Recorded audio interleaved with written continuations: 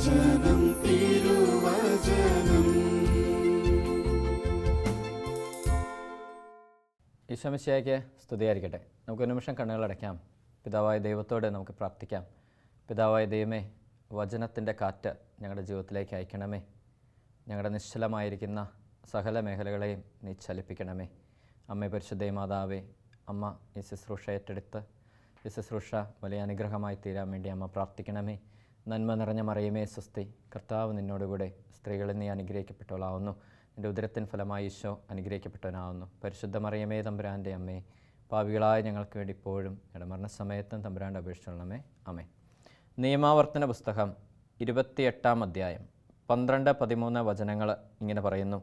കർത്താവ് തൻ്റെ വിശിഷ്ട ഭണ്ഡാരമായ ആകാശം തുറന്ന് നിൻ്റെ ദേശത്ത് തക്ക സമയത്ത് മഴ പെയ്യിച്ച് നിൻ്റെ എല്ലാ പ്രയത്നങ്ങളും അനുഗ്രഹിക്കും.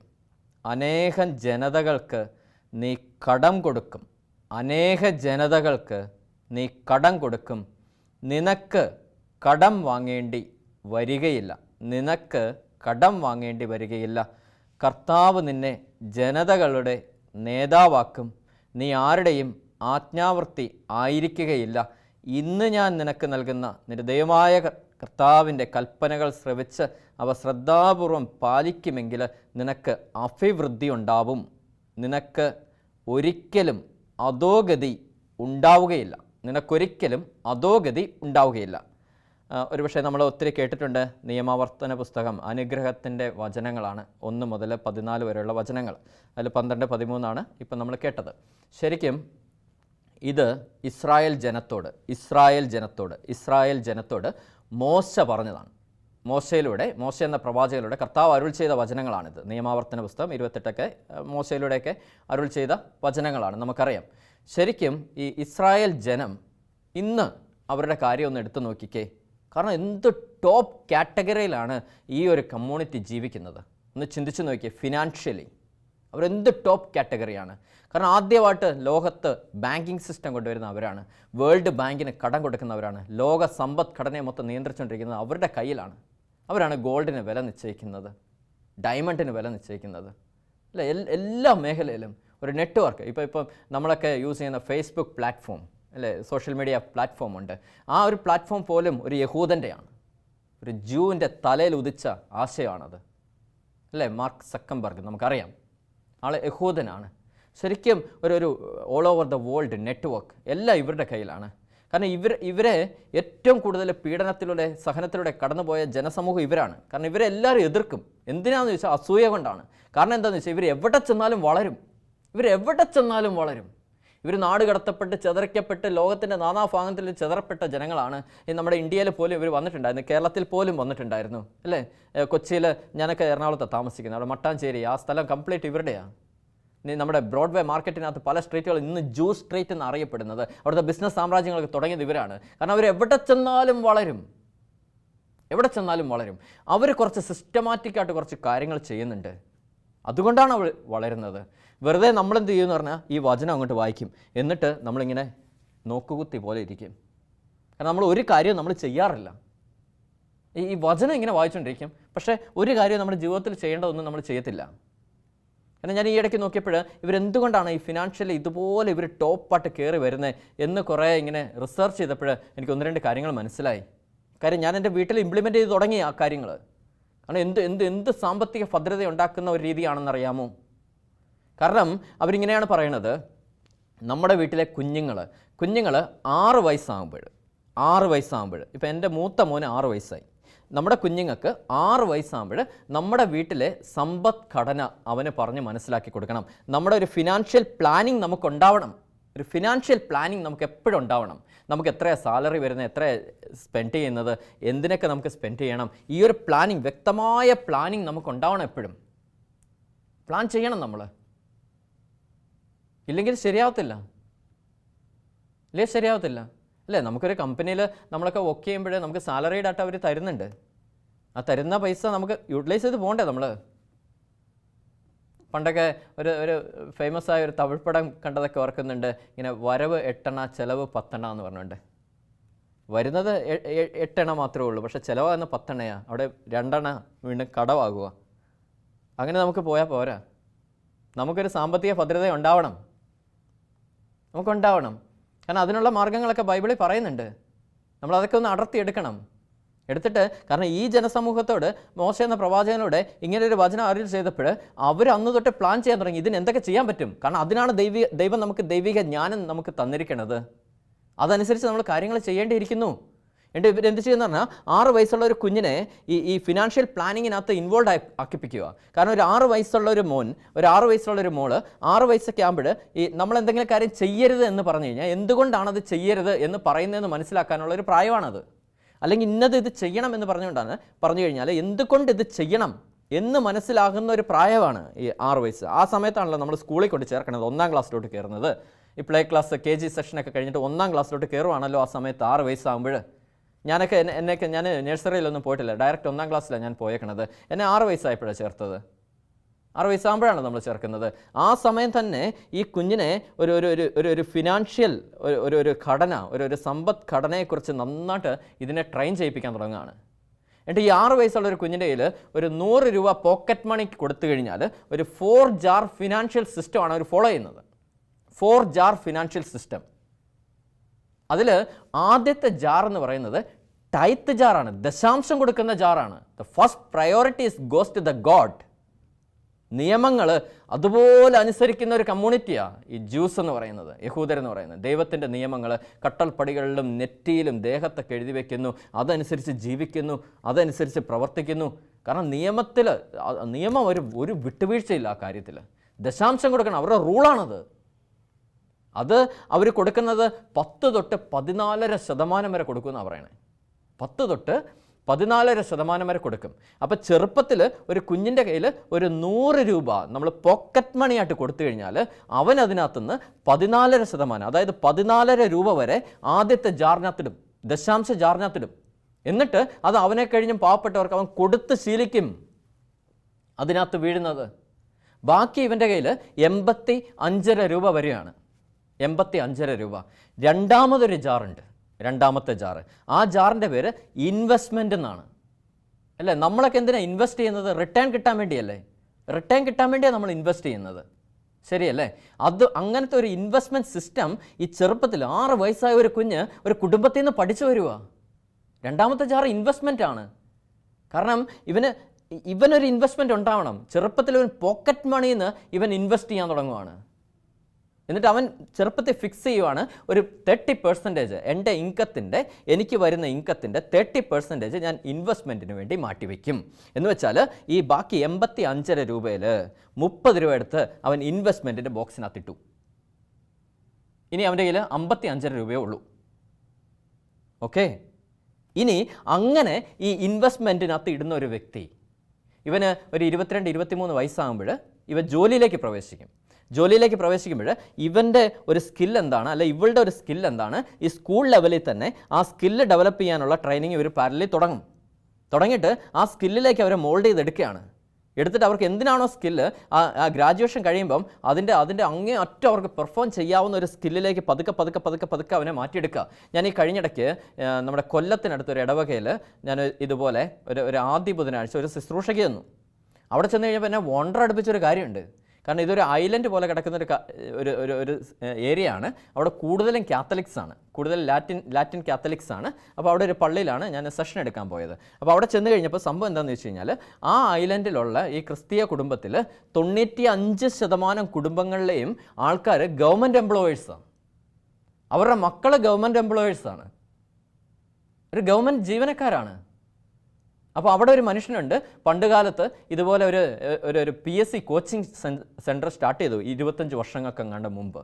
എന്നിട്ട് ആ മനുഷ്യൻ അന്ന് ഫ്രീ ആയിട്ട് അത് കൊടുത്തുകൊണ്ടിരുന്നത്, ഒരു സോഷ്യൽ സർവീസ് എന്ന പോലെ ഫ്രീ ആയിട്ട് കൊടുത്തുകൊണ്ടിരുന്നു. അതിനുശേഷം ഇപ്പോൾ മറ്റോ ഫീസൊക്കെ വാങ്ങിച്ചാണ് ഒരു വലിയൊരു ട്രെയിനിങ് ഇൻസ്റ്റിറ്റ്യൂഷൻ പോലെ അത് വളർന്നിട്ടുണ്ട്. അപ്പോൾ ഇവർ ചെയ്യുന്നത് എന്താണെന്ന് വെച്ച് കഴിഞ്ഞാൽ 8ാം ക്ലാസ്സിൽ ആ ഒരു ഐലൻഡിൽ ഏത് കുഞ്ഞ് 8ാം ക്ലാസ്സിലേക്ക് കയറുന്നു, 8ാം ക്ലാസ്സിലോട്ട് കയറുമ്പോൾ തന്നെ ഈ പാരലായിട്ട് PSCയുടെ കോച്ചിങ് സ്റ്റാർട്ട് ചെയ്യുക. അപ്പോൾ ഒന്ന് ചിന്തിച്ച് നോക്കിയേ, 8, 9, 10 3 വർഷം, +1 +2 3, 2, 5 വർഷം, ഡിഗ്രിക്ക് അണ്ടർ ഗ്രാജുവേഷനാണ് 3 വർഷം, 5, 3, 8 വർഷം പാരലായിട്ട് PSC കോച്ചിങ്ങിലൂടെ കടന്നു പോവുക ഈ കുഞ്ഞ് കടന്നു പോയിട്ട് ലാസ്റ്റ് സെമസ്റ്റർ എത്തുന്നതിന് മുമ്പ് അതായത് ഫൈനൽ സെം എത്തുന്നതിന് മുമ്പ് സെക്കൻഡ് ലാസ്റ്റ് സെം ഒക്കെ ആകുമ്പോൾ തന്നെ ഇവൻ PSCയുടെ എക്സാം എഴുതാൻ തുടങ്ങും. എക്സാം എഴുതാൻ തുടങ്ങി മിക്കവാറും അവസാനമൊക്കെ ഇവൻ ജോലി ചെയ്തുകൊണ്ടാണ് ലാസ്റ്റ് സെം എക്സാം എഴുതുന്നത്. കാരണം അതിനു മുമ്പ് ഇവൻ ജോലി ആയിരിക്കും. കാരണം പഠിച്ചു കഴിഞ്ഞിട്ട് ഒരു സെക്കൻഡ് പോലും ഇവർക്ക് വെറുതെ ഇരിക്കേണ്ടി വരുന്നില്ല. കാരണം അല്ലെങ്കിൽ പഠിത്തം ഡ്രോപ്പ് ചെയ്ത് ഇവർ ജോലിക്ക് കയറുക, എന്നിട്ട് പഠിത്തം കണ്ടിന്യൂ ചെയ്യുക, എക്സാം എഴുതി ക്ലിയർ ആക്കുക. കാരണം എന്തൊരു മുമ്പോട്ട് ചിന്തിച്ച് ചെയ്യുന്ന കാര്യം കണ്ടോ എങ്ങനെയാന്ന്. ഇനി നമ്മുടെയൊക്കെ പിള്ളേരെ നമ്മളെങ്ങനെയാണ് ചെയ്യുന്നത്? അല്ല, BTechും MTechും എല്ലാം കഴിഞ്ഞിട്ട് വീണ്ടും ജോലി കിട്ടുന്നില്ല. വീണ്ടും നമ്മൾ സ്കിൽ ഡെവലപ്മെൻറ്റിന് വേണ്ടി വീണ്ടും സമയം കളയുക. PSCക്ക് വിടുന്നു, ബാങ്ക് കോച്ചിങ്ങിന് വിടുന്നു, സ്കിൽ ഡെവലപ്മെൻറ്റിന് വേറെ കാര്യങ്ങളൊക്കെ ചെയ്യുന്നു. എന്നിട്ട് എവിടെയെങ്കിലും രക്ഷപ്പെടുന്നുണ്ടോ? അതുമില്ല. നമുക്കൊരു മുന്നോട്ട് കാണുന്നില്ല, ഒരു വ്യൂ നമുക്കില്ല. പക്ഷേ ഇവർ ചെയ്യുന്നത്, ഈ ജ്യൂസ് ചെയ്യുന്നത്, അവർ ആ ഇൻവെസ്റ്റ്മെൻറ്റ് എന്ന് പറഞ്ഞൊരു ബോക്സിനകത്ത് അവർ ഫിക്സ് ചെയ്യുവാണ്. മിനിമം 30% അത്, മിനിമം 30%. അതിൽ കൂടുതൽ അവർ അതിനകത്ത് ഇടത്തുള്ളൂ. എന്നിട്ട് അങ്ങനെ വരുന്നൊരു കുഞ്ഞ് ശരിക്കും 22-23 വയസ്സാകുമ്പോൾ അണ്ടർ ഗ്രാജുവേഷൻ പോസ്റ്റ് ഗ്രാജുവേഷൻ കഴിഞ്ഞിട്ട് ഇവൻ ജോലിയിലേക്ക് പ്രവേശിക്കുക. ഇമ്മീഡിയറ്റ് അവർ ജോലിയിലേക്ക് കയറും. ജോലിയിലേക്ക് കയറുന്ന ഒരു കുഞ്ഞിന് ഇപ്പോൾ ഒരു 1 lakh rupees സാലറി ആണെങ്കിൽ 30% ഇൻവെസ്റ്റ്മെൻറ്റിനകത്ത് വീഴുന്നത്. മാസം 30,000 രൂപ ഇൻവെസ്റ്റ്മെൻറ്റിനകത്ത് വീഴുക. അങ്ങനെ വീഴുന്ന ഒരു കുഞ്ഞ് ശരിക്കും ഒരു 30-35 വയസ്സിന് മുമ്പ് അവന് സ്വന്തമായിട്ട് ഒരു സ്ഥലവും വീടും എല്ലാം സമ്പാദിക്കാനുള്ള ഒരു ഇൻവെസ്റ്റ്മെൻറ്റ് അതിനകത്ത് അവൻ ഇട്ട് നിക്ഷേപിക്കുക. ഇത് വേറെ ആരെയും ആശ്രയിക്കുന്നില്ല. ഇവൻ പേരൻസിനെ ആശ്രയിക്കുന്നില്ല, നാട്ടുകാരെ ആശ്രയിക്കുന്നില്ല, ബാങ്കിനെ ഡിപ്പെൻഡ് ചെയ്യുന്നില്ല, ലോൺ എടുക്കുന്നില്ല, ഒന്നും എടുക്കുന്നില്ല. ഇതിനകത്തെല്ലാം ഇവന് കിട്ടുക. നമ്മുടെയൊക്കെ ആൾക്കാർ എവിടെയെങ്കിലും ജോലിക്ക് പോകണം ലോൺ എടുത്തിട്ട് മാളിക പണിയാനായിട്ട്. ഇത് അവിടെ ഇങ്ങനെയില്ല. കാരണം ഒരു കുഞ്ഞ് അങ്ങനെ തന്നെ അവനെ ചെറുപ്പം തൊട്ട് ഡെവലപ്പ് ചെയ്ത് കൊണ്ടുവന്ന് എടുത്തേക്കാണ്. എനിക്കും അവൻ സ്വന്തമായിട്ടല്ല ഉണ്ടാക്കണത്. അതിനുശേഷം മൂന്നാമതൊരു ജാറുണ്ട്. ആ ജാറിൻ്റെ പേര് സേവിങ്സ് എന്നാണ്. സേവിങ്സ്. നമുക്കൊരു അടിയന്തര ഘട്ടം വരുമ്പോൾ നമുക്ക് സേവ് ചെയ്ത് വെക്കണം. അതിനവർ മിനിമം 20% അവരിടുന്നത്. മിനിമം 20%. അപ്പോൾ അതനുസരിച്ച് നോക്കുകയാണെങ്കിൽ ഈ 55,500 രൂപയിൽ നിന്ന് 20 രൂപ എടുത്ത് സേവിങ്സിനകത്തിടും. 1,00,000 രൂപ സാലറി ഉണ്ടെങ്കിൽ 20,000 രൂപ മന്ത്ലി സേവിങ്സിനകത്ത് കിടക്കുക, 30,000 രൂപ ഇൻവെസ്റ്റ്മെൻറ്റിനകത്ത് കിടക്കുക, 50,000 രൂപ നെറ്റ് ബാലൻസ് മാറുക. ഒരു മാസം 12 മാസം പണി ചെയ്യുമ്പോഴത്തേക്ക് 6,00,000 രൂപയായില്ലേ? ചിന്തിച്ച് നോക്കിയേ. 5 വർഷം പണി ചെയ്യുമ്പോഴത്തേക്ക് 30,00,000 രൂപയായില്ലേ? അതുപോലെ നല്ലൊരു വീട് വെക്കാനായിട്ട് ഒന്ന് ചിന്തിച്ച് നോക്കിയേ. എന്നിട്ട് നമുക്ക് എന്തുകൊണ്ട് ഇത് പറ്റുന്നില്ല? കാരണം നമ്മൾ അങ്ങനെ ഒരു സിസ്റ്റം നമ്മൾ പഠിച്ചിട്ടില്ല. നമ്മളെ ആരും അങ്ങനെ പഠിപ്പിച്ചിട്ടില്ല. ഈ ഇടയ്ക്ക് എനിക്കൊരു മനോഹരമായൊരു കൊട്ടേഷൻ കിട്ടി സോഷ്യൽ മീഡിയ പ്ലാറ്റ്ഫോമിൽ നിന്ന്. ഫേസ്ബുക്ക് ഇങ്ങനെ സഫർ ചെയ്തുകൊണ്ടിരുന്നപ്പോൾ ശരിക്കും അത് കിട്ടിയത് ഇങ്ങനെയാണ്: we learn from the history that we don't learn from the history എന്ന്. നമ്മൾ ചരിത്രത്തിൽ നിന്ന് പഠിക്കണം. നമ്മൾ പഠിച്ച ചരിത്രത്തിൽ നിന്നല്ല നമ്മൾ പഠിക്കേണ്ടത്. നമ്മൾ കുറേ രാജാക്കന്മാർ വെട്ടിപ്പിടിച്ച ചരിത്രങ്ങളും മാത്രമേ നമ്മൾ പഠിച്ചിട്ടുള്ളൂ. അല്ലെങ്കിൽ നമ്മുടെ സ്കൂളിങ് കാര്യങ്ങളെന്നൊക്കെ പറഞ്ഞാൽ എന്തെങ്കിലും ഒരു പർട്ടിക്കുലർ ജോബ് ചെയ്യാൻ വേണ്ടി ഇങ്ങനെ നമ്മളെ അങ്ങ് ഒരുക്കിയെടുത്ത് ഒരു റോബോട്ടിനെ ട്യൂൺ ചെയ്തെടുക്കുന്ന പോലെ അങ്ങനെ അങ്ങ് ആക്കി വിടുക. വേറൊരു കാര്യം ചെയ്യാനൊന്നും നമുക്ക് യാതൊരു കഴിവില്ല. അതല്ല നമ്മൾ പഠിക്കേണ്ടത്. മനുഷ്യൻ്റെ സർവൈലൻസാണ് നമ്മൾ പഠിക്കേണ്ടത്. അവൻ്റെ അതിജീവനമാണ് പഠിക്കേണ്ടത്. അതിൽ അതിജീവിച്ച് കയറുന്ന ഏറ്റവും വലിയ കമ്മ്യൂണിറ്റി ഇവർ ജ്യൂസാണ്. കാരണം അവർ ദൈവത്തിൻ്റെ സ്വന്തം ജനമാണ്. അവരോട് കർത്താവ് സംസാരിച്ച വചനങ്ങൾ അത്രയ്ക്ക് മുറുകെ പിടിച്ച് കൊണ്ടുപോകുന്ന ഒരു ഗണമാണ് അത്. അവരുടെ നിയമങ്ങളാണ് ഇതൊക്കെ. എന്നിട്ട് അങ്ങനെ സേവ് ചെയ്യുന്ന ഒരു സേവിങ്സ് ഒന്ന് ആലോചിച്ച് നോക്കിയാൽ 20% നെറ്റ് സേവ് ചെയ്ത് പൊയ്ക്കൊണ്ടിരിക്കുക. അങ്ങനെ ഇതുപോലെ ഒരു പാൻഡമിക് ഒക്കെ നമ്മൾ കടക്കേണ്ടി വരുമ്പോൾ, കുറച്ച് നാൾ നമുക്ക് ജോലി നഷ്ടപ്പെടുന്ന ഒരു സിറ്റുവേഷൻ വരുമ്പോൾ നമുക്ക് യാതൊരു വറീഡും ഇല്ല. കാരണം ഒരു സേവിങ്സ് അവിടെ കിടപ്പുണ്ട്. 20% ഇത്രയും കാലം അധ്വാനിച്ചത് അത് നഷ്ടപ്പെട്ടിട്ടില്ല. നമുക്ക് എത്രയോ കാലം മുമ്പോട്ട് പോകാനുള്ള സേവിങ്സ് അവിടെ ഉണ്ട്. ഒന്ന് ആലോചിച്ച് നോക്കിയേ, എത്രയോ കാലം മുമ്പോട്ട് പോകാനുള്ള സേവിങ്സ് ഉണ്ട്. ഇത് 6 വയസ്സിൽ ഒരു കുഞ്ഞ് തുടങ്ങുവാണേ. കതിരെ കൊണ്ട് വളം വെച്ചിട്ട് കാര്യമില്ല എന്നൊക്കെ പറഞ്ഞ പോലെ 20-25 വയസ്സിലല്ല ഇത് തുടങ്ങുന്നത്. 6 വയസ്സിലൊരു കുഞ്ഞ് ഇത് ശീലിച്ച് തുടങ്ങുക ഒരു കുടുംബത്തിൽ നിന്ന്. അതിനുശേഷം അവസാനത്തെ ജാറിൻ്റെ പേരാണ് എക്സ്പെൻസ്. അവരൊരു 30-35% മാത്രമേ അവർ സ്പെൻഡ് ചെയ്യുള്ളൂ. ഇനി 20 രൂപ ഇവൻ ഇതിനകത്ത് ഇട്ട് കഴിഞ്ഞാൽ ബാക്കി 35 രൂപയാണ് ഇവൻ എക്സ്പെൻസിൻ്റെ ജാറിനകത്ത് ഇടുന്നത്. അപ്പോൾ 100 രൂപ പോക്കറ്റ് മണി കിട്ടുന്ന ഈ കുഞ്ഞ് ചിലവാക്കുന്നത് 35 രൂപ മാത്രം. 14 രൂപ അവൻ കർത്താവിന് കൊടുത്തേ. അല്ലേ, നമുക്ക് ദശാംശം കൊടുക്കണം എന്നൊക്കെ നമ്മൾ പറയുന്നുണ്ട്. പലപ്പോഴും ഇത് കൊടുക്കാൻ പറ്റുന്നുണ്ടോ? എന്നിട്ട് ഇത് കൊടുക്കാൻ പറ്റുന്നില്ലെങ്കിൽ നമുക്ക് ഭയങ്കര സ്ട്രെസ്സും. അയ്യോ, കർത്താവിന് കൊടുക്കാൻ പറ്റിയില്ലല്ലോ. ചിലപ്പോൾ അതിനകത്ത് നമ്മൾ മാറ്റും. എന്നാൽ ഇനി അടുത്ത മാസം ചേർത്ത് കൊടുക്കാൻ, എന്നിട്ട് കൊടുക്കാൻ പറ്റുമില്ല. പിന്നെ ആകെ പറ്റിക്കാവുന്ന കർത്താവിനെ മാത്രമല്ലേ ഉള്ളൂ. ബാക്കി ആരെയും നമുക്ക് പറ്റിക്കാൻ പറ്റത്തില്ലല്ലോ. കാരണം അവരുടെ കയ്യിൽ നിന്ന് വല്ല കടം വാങ്ങിച്ച് കഴിഞ്ഞാൽ ഡോക്യുമെൻ്റ് ഉണ്ടല്ലോ. ഇവൻ്റെ അടുത്ത് പിന്നെ ഡോക്യുമെൻ്റ് ഒന്നും ഇല്ലല്ലോ. കാരണം അതുകൊണ്ട് അവനെ ഈസി ആയിട്ട് നമുക്ക് ചീറ്റ് ചെയ്യാമല്ലോ. പക്ഷേ ഇവരെ കണ്ടോ, ഇവർ കർത്താവിന് കൊടുക്കേണ്ടത് കർത്താവിന് കൊടുക്കുന്നു. 10 മുതൽ 14% വരെ കർത്താവിന് കൊടുക്കുന്നു. ഇൻവെസ്റ്റ്മെൻറ്റ് ചെയ്യേണ്ടത് ഇൻവെസ്റ്റ് ചെയ്യുന്നു, സേവ് ചെയ്യേണ്ടത് സേവ് ചെയ്യുന്നു. അവസാനത്തെ പ്രയോറിറ്റിയാണ് ചിലവാക്കുക എന്നുള്ളത്. എന്നാൽ എന്ന് വെച്ചാൽ 10,000 രൂപ സാലറി കിട്ടുന്ന ഒരാൾ മാസം ചിലവാക്കുന്ന 3,500 രൂപ തൊട്ട് 4,000 രൂപ വരെ ചിലവാക്കത്തുള്ളൂ. അതിൽ കൂടുതൽ അവർ ചിലവാക്കില്ല. കാരണം ആ 4,000 രൂപ കൊണ്ട് അല്ലെ 3,500 രൂപ കൊണ്ട് ജീവിക്കാൻ പഠിക്കുക. ഈ 3,500 രൂപ കൊണ്ട് ജീവിക്കാൻ പഠിക്കുക. അതിന് ചിലപ്പോൾ നമ്മൾ ഞെരുങ്ങേണ്ടി വരും, ഇച്ചിരി ഞെരുക്കമൊക്കെ അനുഭവിക്കേണ്ടി വരും.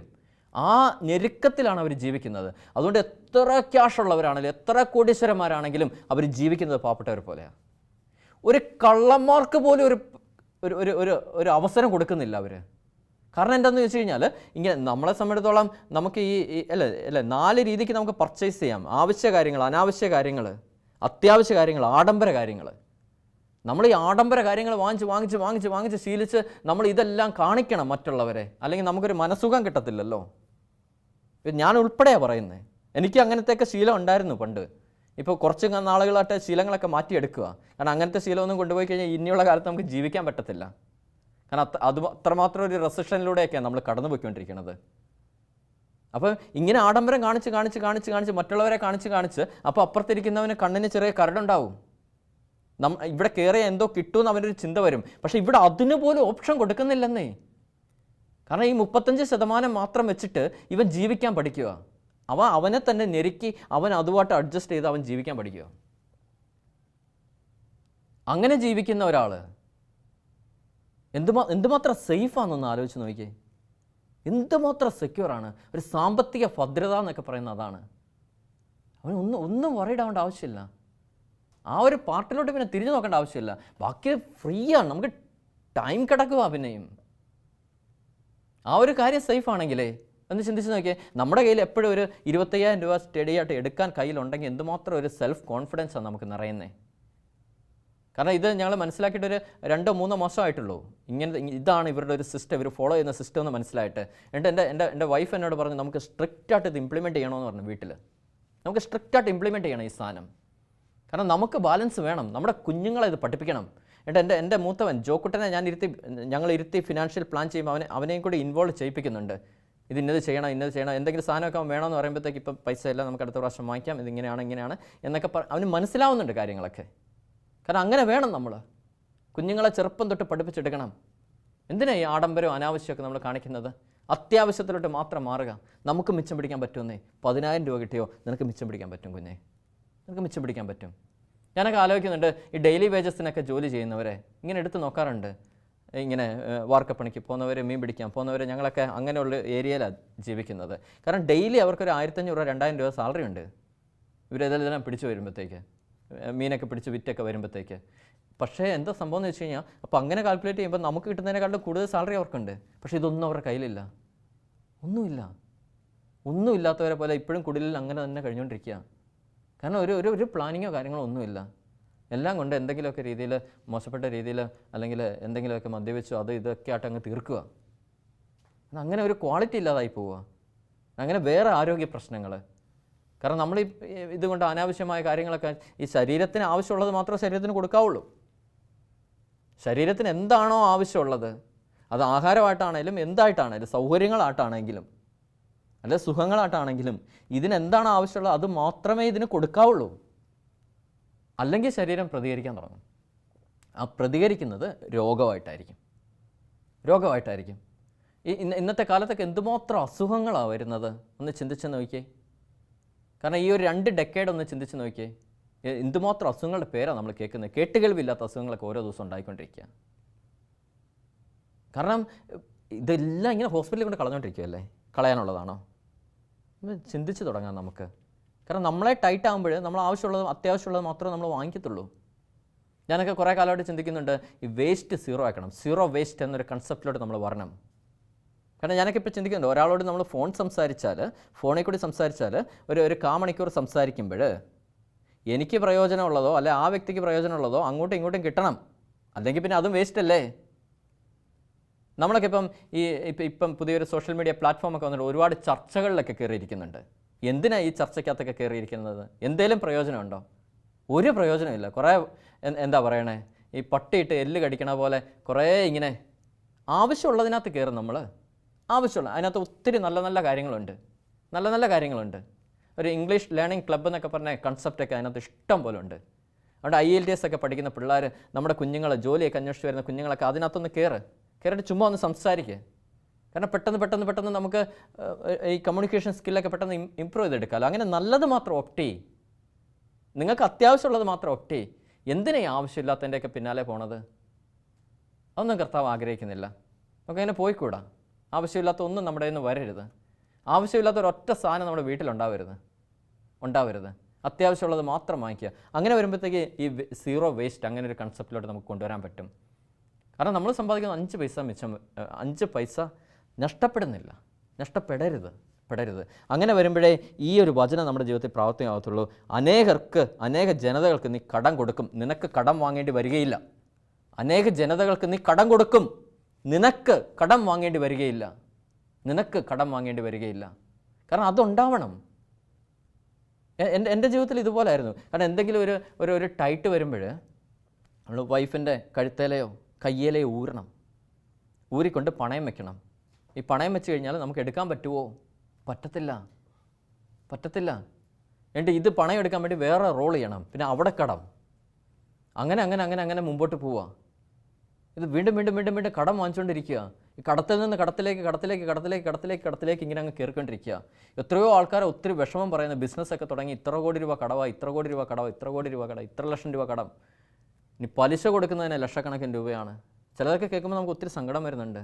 കാരണം അവരുടെയൊക്കെ ഒരു സിറ്റുവേഷൻ ഒന്ന് ആലോചിച്ച് നോക്കിയേ അല്ലേ. ഒരു ഫിനാൻഷ്യൽ പ്ലാനിങ് അത്യാവശ്യമാണ് നമുക്ക്. കുടുംബത്തിന് ഒരു സാമ്പത്തിക ഭദ്രത നമുക്ക് അത്യാവശ്യമല്ലേ ഈ കാലഘട്ടത്തിൽ മുമ്പോട്ട് പോകാനായിട്ട്. കാരണം വചനത്തിൽ അടിസ്ഥാനമാക്കിയാണല്ലോ നമ്മൾ ഓരോ കാര്യങ്ങൾ ചെയ്യുന്നത് അല്ലേ. ഈ തിരുവചനം നമ്മളിങ്ങനെ കേൾക്കുമ്പോൾ ഇത് ജീവിതത്തെ മാറ്റം മറിക്കണം നമുക്ക് എല്ലാ മേഖലയിലും. ശരിക്കും നിയമാവർത്തനം 28:6 പറയത്തില്ലേ, നിൻ്റെ സകല പ്രവൃത്തികളിലും നീ അനുഗ്രഹീതനായിരിക്കും. നിൻ്റെ 4-ാം വചനം വരെ നിൻ്റെ സന്തതിയും വിളവും മൃഗങ്ങളും കന്നുകാലിക്കുട്ടവും ആട്ടിൻപറ്റവും അനുഗ്രഹിക്കപ്പെടും. നിൻ്റെ അപ്പക്കുട്ടയും മാവ് കുഴയ്ക്കുന്ന കലവും അനുഗ്രഹിക്കപ്പെടും. ഇത് അനുഗ്രഹിക്കപ്പെടണം. നമ്മൾ സമ്പാദിക്കുന്ന പൈസ നഷ്ടപ്പെടരുത്. കാരണം വചനത്തിൽ നമുക്ക് നല്ലൊരു പ്ലാൻ വേണം. വചനത്തിൽ അടിസ്ഥാനമാക്കി തന്നെ നമുക്കൊരു തീരുമാനം എടുക്കാം. ആ ഒരു സിസ്റ്റം നമുക്ക് ഫോളോ ചെയ്യാം. 4 ജാർ ഫിനാൻഷ്യൽ സിസ്റ്റം. കാരണം ഇത് ദൈവം അവരുടെ തലയ്ക്കകത്ത് ഉദിപ്പിച്ചതാണ്. അതെ, കാരണം അന്ന് തൊട്ട്, കാരണം ഈജിപ്റ്റ് തൊട്ട് അവർ ഫോളോ ചെയ്യുന്ന ഒരു സിസ്റ്റമാണെന്നാണ് പറയുന്നത്. കാരണം നൂറ്റാണ്ടുകളായി എന്നിട്ട് BC 1800 മുതലെങ്ങാണ്ടൊക്കെ ഫോളോ ചെയ്യുന്ന ഒരു സിസ്റ്റമാണ് അവരുടെ ഈ 4 ജാർ ഫിനാൻഷ്യൽ സിസ്റ്റം. അതുകൊണ്ടാണ് അവർ വളരുന്നത്. എവിടെ ചെന്നാലും അവർ വളരും. അതുകൊണ്ടാണ് അവർ ഇത്രമാത്രം മറ്റുള്ളവരാൽ ആക്രമിക്കപ്പെടുന്നത്. കാരണം ഇത് പറിച്ചെടുക്കാനുള്ള ഒരു ആക്രമണം അല്ല, അസൂയ പൂണ്ടിട്ടുള്ള ഒരു ആക്രമണമാണ്. അതുണ്ടാവും എന്തായാലും. പക്ഷെ അതൊന്നും നോക്കിയിട്ട് നമുക്ക് കാര്യം, നമുക്ക് ബി സേഫ് ആവണം. നമുക്ക് നല്ലൊരു സിസ്റ്റത്തിലോട്ട് നമുക്ക് പോകാനായിട്ട് കർത്താവ് നമ്മളെ അനുഗ്രഹിക്കട്ടെ. കാരണം നമുക്കുണ്ട് ഈ വചനത്തിൽ ആശ്രയിച്ച് തന്നെ നമ്മുടെ ജീവിതത്തിൽ ഇതുപോലെ തന്നെ നമ്മൾ തുടരണമെന്നില്ല. നമ്മൾ ഓരോരുത്തരും നമ്മുടെ അവസ്ഥ എന്താണെന്ന് നമ്മൾ ചിന്തിച്ചിട്ട് നമ്മുടേതായിട്ടുള്ള ഫാമിലിയിൽ ആ സർക്കംസ്റ്റാൻസസിൽ നമ്മൾ കുറച്ച് സ്ട്രാറ്റജീസ് ഇംപ്ലിമെൻറ്റ് ചെയ്തിട്ട് നമുക്ക് ചെറിയൊരു ബാലൻസ് വരുന്ന രീതിക്കുള്ള കാര്യങ്ങൾ നമുക്ക് പയ്യെ ചെയ്തു പോവുക. അങ്ങനെ വരുമ്പം ഒരിക്കലും നമ്മൾ ഞെരുങ്ങത്തില്ല. നമ്മൾ നല്ലൊരു അനുഗ്രഹിക്കപ്പെട്ട ഒരു ജീവിതത്തിലേക്ക് നമുക്ക് മുമ്പോട്ട് നീക്കാൻ പറ്റും. നമ്മുടെ കുഞ്ഞുങ്ങൾ ഭയങ്കര സിസ്റ്റമാറ്റിക് ആയിരിക്കും. അവർ പരസഹായം ഇല്ലാതെ സ്വന്തം കാലിൽ നിൽക്കുന്ന നല്ല കുഞ്ഞുങ്ങളായിട്ട്, സമൂഹത്തിൽ അറിയപ്പെടുന്ന കുഞ്ഞുങ്ങളായിട്ട് തന്നെ അവർ വളരും. അതിന് നമ്മളും സിസ്റ്റമാറ്റിക് ആവേണ്ടിയിരിക്കണം. അത് നമുക്കാവണം. പിതാവായ ദൈവത്തോട് ആ ഒരു കൃപയ്ക്ക് വേണ്ടി പ്രാർത്ഥിക്കാം. കാരണം ആ പിതാവിൻ്റെ ആത്മാവാണല്ലോ പ്രവാചകനിലൂടെ അവർക്ക് മുന്നറിയിപ്പ് കൊടുത്തത്. ഇന്ന കാര്യങ്ങൾ നിങ്ങൾ ശ്രദ്ധിക്കണം, എൻ്റെ വചനമെല്ലാം നിങ്ങൾ കാത്തു പരിപാലിക്കുകയാണെങ്കിൽ നിങ്ങൾ ഇങ്ങനെ ഞാൻ ചെയ്യാം എന്ന് പറഞ്ഞ പിതാവായ ദൈവം നമ്മളോടും അത് തന്നെ ചെയ്യും. കാരണം ആ വചനങ്ങൾ നമ്മൾ കാത്തു സൂക്ഷിച്ച് ജീവിതത്തിൽ പ്രാക്ടിക്കലി ഇംപ്ലിമെൻറ്റ് ചെയ്യണം. ഇംപ്ലിമെൻറ്റേഷൻ എന്ന് പറയുന്നൊരു ഫാക്റ്റ് നമുക്ക് ഉണ്ടായേ പറ്റൂ. ഇംപ്ലിമെൻറ്റ് ചെയ്ത് അതിൻ്റെ റിസൾട്ട് അനലൈസ് ചെയ്ത് നമുക്ക് മുമ്പോട്ട് പോകാം. അപ്പോൾ പിതാവായ ദൈവത്തോട് നമുക്ക് പ്രാർത്ഥിക്കാം. പിതാവായ ദൈവമേ, നിൻ്റെ പുത്രനിലൂടെ നിൻ്റെ പരിശുദ്ധാത്മാവിൻ്റെ ശക്തി ഞങ്ങൾക്ക് അയക്കണമേ. ഇങ്ങനത്തെ കാര്യങ്ങളൊക്കെ, പ്രത്യേകിച്ച് ഞങ്ങളുടെ സാമ്പത്തിക കാര്യങ്ങളൊക്കെ ഞങ്ങൾക്ക് ഒന്ന് റീഓർഗനൈസ് ചെയ്യാനായിട്ട്, റീപ്രയോറിറ്റൈസ് ചെയ്യാനായിട്ട് കർത്താവെ നീ അനുഗ്രഹിക്കണമേ. ഞങ്ങൾക്ക് സമ്പത്ത് മിച്ചം വരട്ടെ. ഞങ്ങൾ അനേകർക്ക് കടം കൊടുക്കുന്നവരായി മാറട്ടെ. ഞങ്ങൾക്ക് കടം വാങ്ങിക്കേണ്ടി വരികയില്ല. നിൻ്റെ വചനത്തിൽ ആശ്രയിച്ച് ഞങ്ങളുടെ ജീവിതം തിട്ടപ്പെടുത്താനായിട്ട് ഞങ്ങൾ ശ്രമിച്ചു തുടങ്ങുന്നു. പിതാവേ, അതിനുള്ള അനുഗ്രഹം ഞങ്ങൾക്ക് തരണമേ. അമ്മേ പരിശുദ്ധ ദൈവമാതാവേ, ഞങ്ങളും ആ ഒരു വഴിയിലേക്ക്, നിങ്ങൾ കടം കൊടുക്കും, ജനതകൾക്ക് നിങ്ങൾ കടം കൊടുക്കും, നിങ്ങൾക്ക് കടം വാങ്ങേണ്ടി വരികയില്ല, ആ യാത്രയിലേക്ക് ഞങ്ങളിന്ന് ചുവടുവെക്കുകയാണ്. അമ്മേ, ആ കൃപയിലേക്ക് എത്തിപ്പെടാൻ വേണ്ടി അമ്മ ഞങ്ങൾക്ക് വേണ്ടി പ്രാർത്ഥിക്കണമേ. നന്മ നിറഞ്ഞ മറിയമേ സ്വസ്തി, കർത്താവ് നിന്നോടുകൂടെ, സ്ത്രീകളിൽ നീ അനുഗ്രഹിക്കപ്പെട്ടവളാവുന്നു, നിൻ്റെ ഉദരത്തിന് ഫലമായി ഈശോ അനുഗ്രഹിക്കപ്പെട്ടവനാകുന്നു. പരിശുദ്ധ മറിയമേ തമ്പുരാൻ്റെ അമ്മേ, പാപികളായ ഞങ്ങൾക്ക് വേണ്ടി ഇപ്പോഴും ഞങ്ങളുടെ മരണസമയത്തും തമ്പുരാനോട് അപേക്ഷിച്ചുകൊള്ളണമേ. ആമേൻ.